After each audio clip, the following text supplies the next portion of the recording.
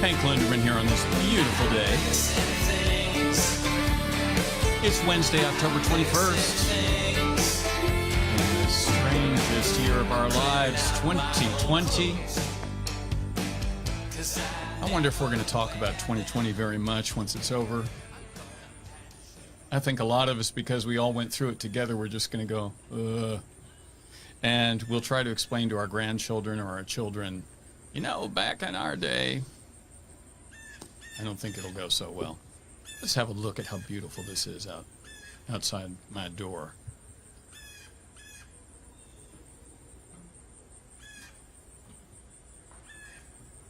Oh, you can hear the birds. We've had the Canadian geese out there partying. It's been quite fun. Well, maybe we'll come back to that. Maybe we'll come back and have a look at it. Hi, everybody. How are you? I'm Hank Linderman. I'm running for Congress in Kentucky's 2nd District. 21 counties. You know them, you love them. Davis, Hardin, Warren, Bullitt, Nelson, Barron, Boyle, Meade, Mercer, Breckenridge, Grayson, Hart, Hancock, LaRue, Washington, Garrett, Jessamine, Green, Edmondson, Butler, Spencer.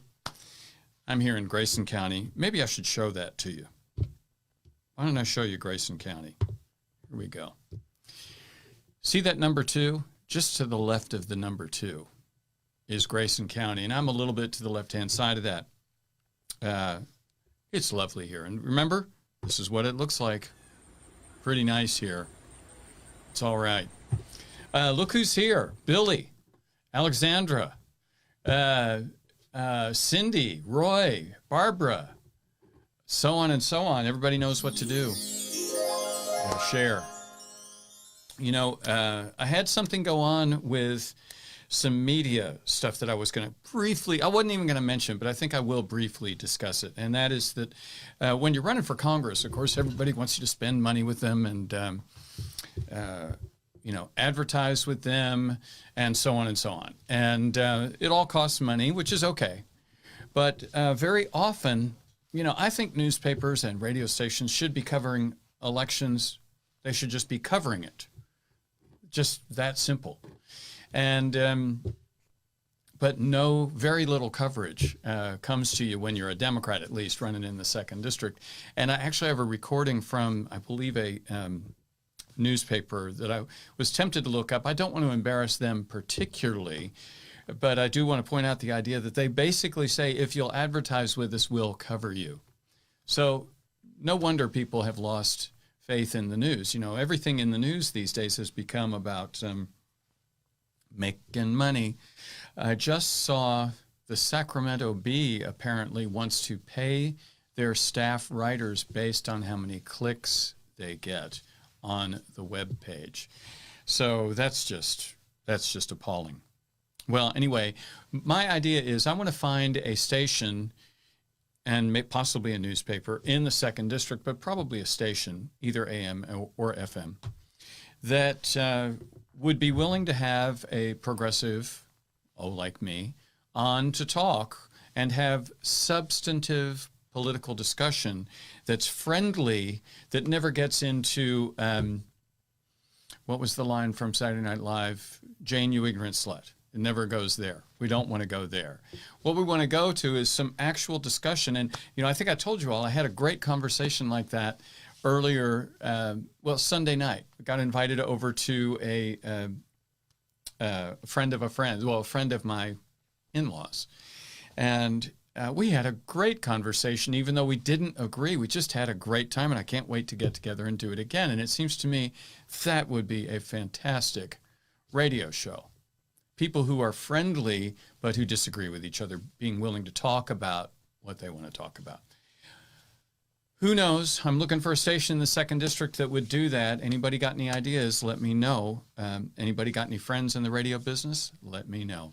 But and I'm happy to pay for the privilege. I'm happy to buy the first several shows, just seeing if we can get some interest. I'm happy to spend some money. So maybe we can find someone who's willing to do that. Well, we got to do our homework. Got to look at these numbers, these dreadful numbers. Look at where we're at.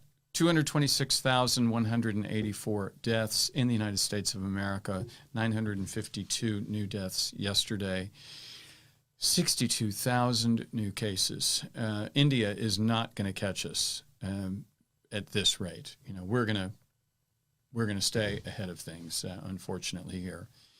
And remember that 226,000 looks like it might be 75,000 or so light in terms of people. You know, even if you were thinking, no, I only want to count deaths that are actually the person was infected with COVID, fine.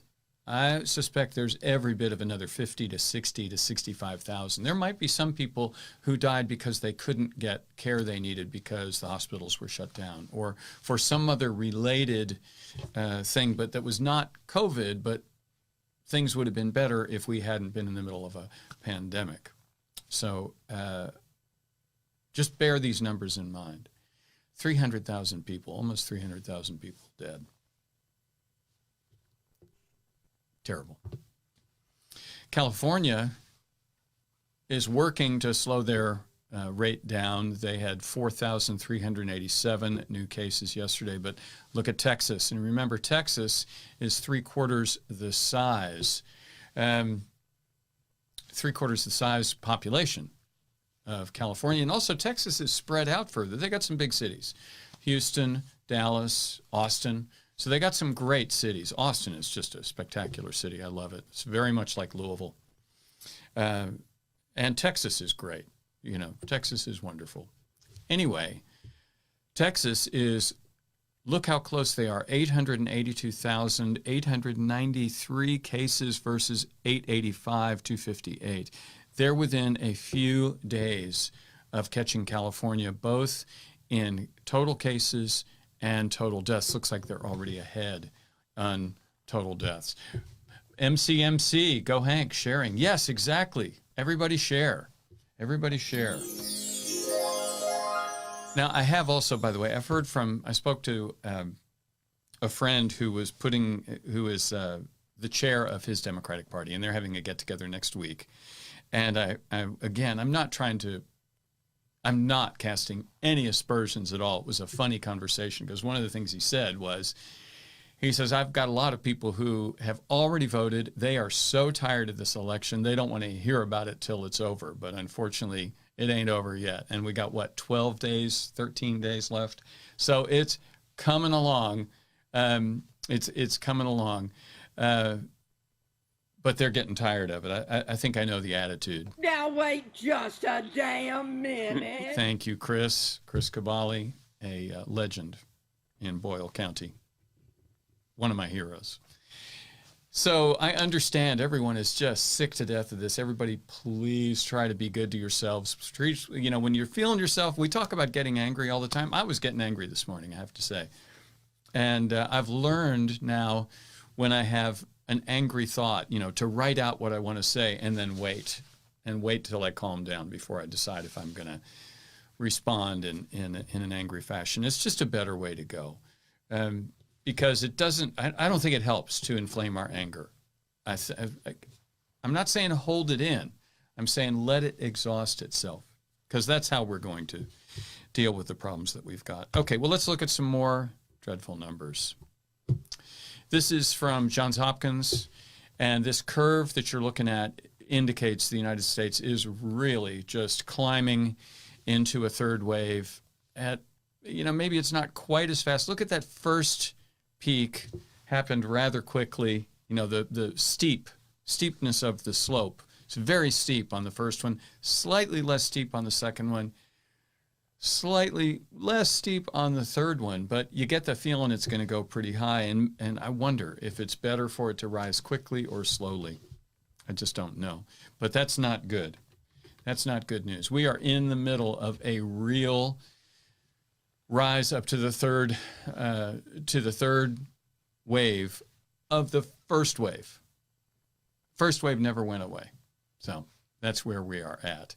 Let's look at, this is by the states, new cases per day by the states. And see that funny looking wedge thing right in the center of your screen from Texas? That looks to be a data error. They had some data problems. But all of these are just rising up. And there's more information that's not necessarily good. I was going to show you the video, but a friend of mine sent me a video. It only has a few views. And it's a person who points out that they are, and I just realized I printed up something and I didn't go get it. So I'm going to have to go get it here in a second. I'll do that when I put something up, and you may have to wait for a second. What was I talking about? I just lost my train of thought because I started thinking about the data. Let's go back and look at this. What was I thinking about?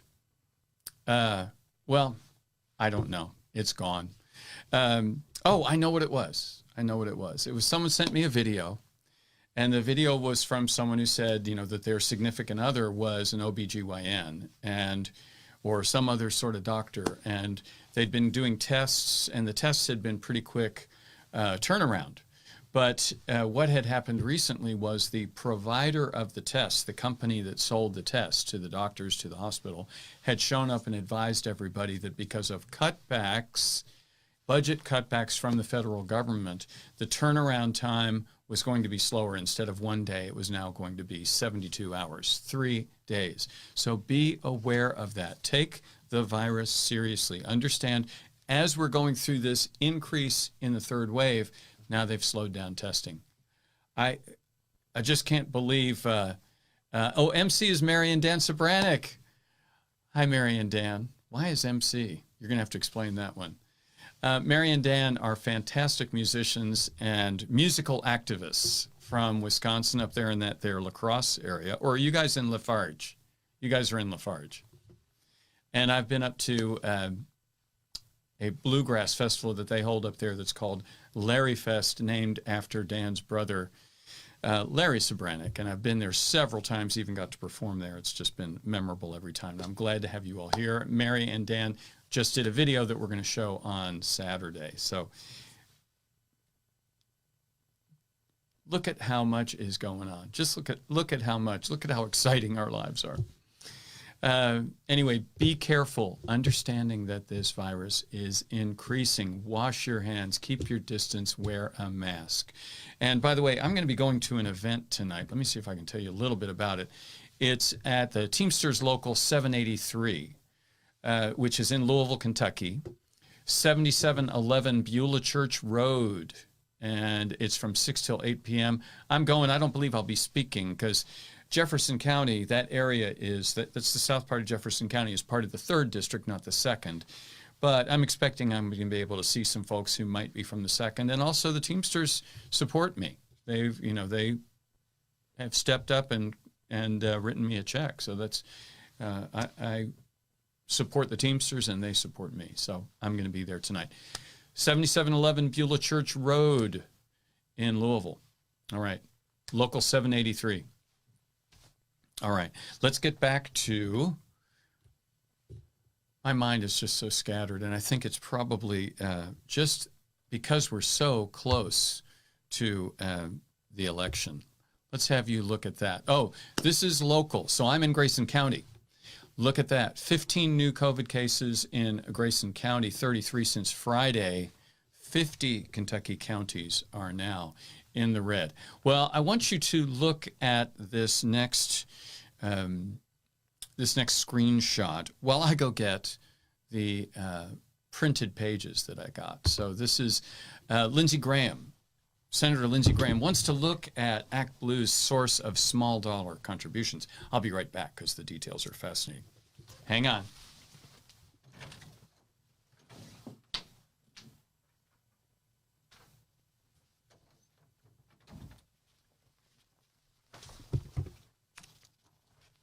Didn't have very far to go. Now I have to plug in my headphone. The behind the scenes stuff is just, I try to save you all from it. I try to protect you. Anyway, let's go back and look at Senator Lindsey Graham, who's in the fight of his life, apparently. He is very concerned about the amount of money that Act Blue has been collecting. Democratic candidate M.J. Hager raised $14 million in the 3rd quarter compared to Cornyn. His haul of $7.2 million. Let's see, where's the first, please? I've got it upside down. Here we go. Senate Judiciary Committee Chairman Lindsey Graham, my bad, who has seen a tsunami of Democratic small dollar contributions flood the South Carolina Senate race, says sources of the massive amounts of money flowing through Act Blue and other groups need to be reviewed by policymakers. Now, before I dig into this, let's just say this is a big bunch of malarkey because, Citizens United allowed for all kinds of dark money that isn't traceable. We don't know exactly where the money is coming from. Yes, there are some restrictions, but they're basically allowed to spend. Corporations are allowed to spend. I think it's even hard to tell if the money comes from outside the country. Anyway, Graham says that Congress has little idea who's behind the huge inflows of money that have given his opponent, Jamie Harrison, and other Democratic challengers a major fundraising advantage over GOP incumbents in the final weeks of the campaign. Quote, "Where's all this money from Act Blue coming from? How easy would it be just to have a bunch of prepaid credit cards?" So we understand the amount of money they're talking about is a stunning $1.5 billion. So $1.5 billion divided by $20 bunch of prepaid credit cards, right? I don't know. Act Blue is a nonprofit founded in 2004. It provides online fundraising software to help Democrats. They do take a percentage, so if you contribute to me, by the way, it's a good time for a contribution, folks. It's a good time. And we have when you go to our website, Hank 4KY, there's a contribute thing, and you can contribute by credit card, and that takes you to our Act Blue page. And maybe Billy will put that up, or one of you.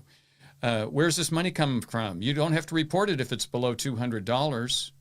Some of these shadowy figures out there running ads. Is there any foreign influence afoot? Oh, now they're worried about foreign influence. Very good.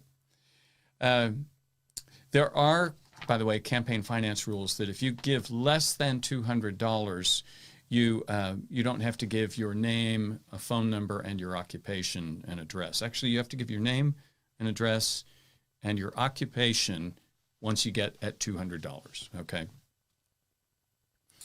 Oh, what do we do this? So they're complaining about it. Now, the other side of this, though, is that Act Blue actually keeps track of every donation, they say. I don't know what's going on here. I can tell you there's a lot of money being raised in this campaign. They were all grumbling. An Act Blue spokesperson says the group reports even the smallest donations to the FEC, the Federal Election Commission, which oversees fundraising. They say that the claim that Act Blue does not report contributions under $200 is false. They say they report every contribution, including those under $200, including donations of only $1, and that they can be verified on the FEC's website. Well, that's interesting. They reported collecting $2.4 billion in contributions from January 1st, 2019 through August 31st. Is due to file its October monthly report this week. We'll see how much more. And you can go to these websites and get a look at who contributes. It's not that tough. You can also go to opensecrets.org, type in a politician's name, and they will tell you where their money is coming from. Act Blue's report includes small contributions of less than $10 that are not attributed to a specific campaign. Those are tips that fund the group's operations. So when you contribute $100, say through Act Blue, they ask you if you want to leave a tip, and if you do, that helps pay their expenses. That's the point of that. Well, I think that raises the point. It's probably worth looking at. Yeah, well, why don't we also look at the dark money? Let's be sure we look at that. Well, okay, let's move on from there. I got something lighthearted for you, but interesting and fun. Rudy Giuliani, who's making a whole lot of noise about what's going on with Joe Biden, Hunter Biden, and all that kind of stuff. Apparently, he is starring in the new Borat film, which is coming out day after tomorrow. It's coming out Friday. You're going to be able to see the new Borat film. I expect it's going to be on Netflix. I don't know for sure. It appears to that he might have done a deal with Netflix. I think his last thing was that. I'm looking for I thought maybe there was more info about. I don't want to tell you a tremendous amount about it, but the funny thing is Rudy Giuliani completely gets tricked by Borat and the young woman who's pretending to be Borat's daughter. I can't wait to see it. I think you'll get a kick out of it. And for a little bit more hopeful stuff to pay attention to, let's have a look at this. So remember concerts? In COVID-free New Zealand, it's a reality, and it's not just a memory. Why? Because New Zealand went aggressive on the virus. Let's see what they did. New Zealand is one of a handful of countries to have successfully curtailed community spread of COVID-19, having been widely praised for its go hard, go early, I say otherwise known as Godzilla. You got to go Godzilla on this thing. You really do. In March, within weeks of its first reported cases, they closed their borders. Mandatory quarantine was instituted for all returning residents, and lockdown began. They had a population of around 5 million. New Zealand has to date registered fewer than 2,000 cases of COVID-19 and only 25 deaths. 25 deaths. You know, I might have messed up here because I didn't grab Kentucky's figures today, but let's real quick go look and see if I can find them for Kentucky. I'm just going to Worldometers, looking for coronavirus updates. I click on USA, and then I'm going to, once I click on USA, that gives me the states. Then I'm going to select yesterday because the numbers are always behind. And where is Kentucky? Kentucky has a total of 1,342 deaths, 16 new ones today. Their population is 4.467 million. So basically 4.5 million people. New Zealand, 5 million people, 25 deaths. Back to Kentucky has 4.5 million people and 1,342 deaths. So how many times is that? That's 4 times 10, 40.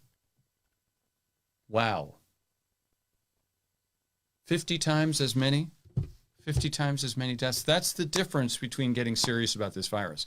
Now, if we're going to slow down testing, if we're not going to do a good job of contact tracing, it looks like all we're doing is waiting and hoping that a vaccine comes along. But there's going to be problems with that, as we know. You know, the quickest we've done a vaccine is what, 4.5 years? So I don't think we're going to see a vaccine very, very soon. Sorry. We do have an election, though, and you all can make a difference by showing up to vote. I haven't voted yet. I've shown up once to vote, and it was too crowded, and because the place to vote was in a basement, I didn't feel comfortable spending the 20 minutes it would take with other people, even though they were masked. Everybody was just a little too close.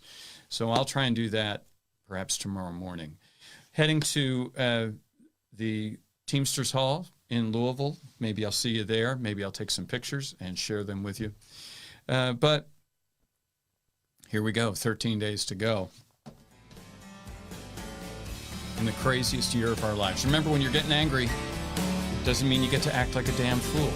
It means live through it just a little bit before you lose your mind. Don't lose your damn mind. Focus on doing the right thing. Build up your determination.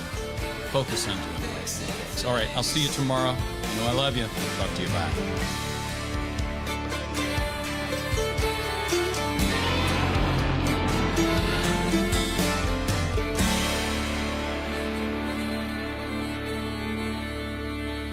Now wait just a damn minute.